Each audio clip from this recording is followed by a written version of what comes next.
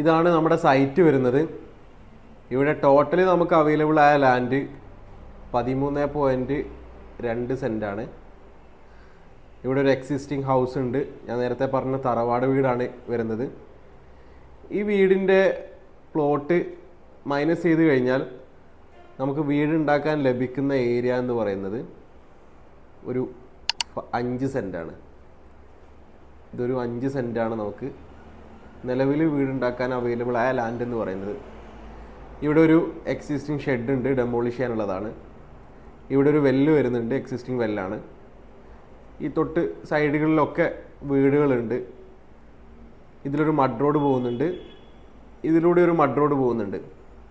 ഇവിടെ തറവാട് വീടുള്ളതുകൊണ്ട് തന്നെ നമ്മൾ ഫ്രണ്ട് സൈഡ് ഇവിടേക്ക് ചെയ്യാനാണ് ഉദ്ദേശിക്കുന്നത്. ഈ ലൈനിലേക്ക് ചെയ്യാനാണ് നമ്മൾ ഫ്രണ്ട് ഉദ്ദേശിക്കുന്നത്.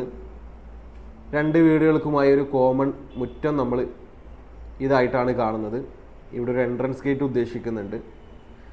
ഈ പ്ലോട്ടിൻ്റെ ഓറിയൻറ്റേഷൻ നോക്കുകയാണെന്നുണ്ടെങ്കിൽ നോർത്ത് വരുന്നത് ഇവിടേക്കാണ്.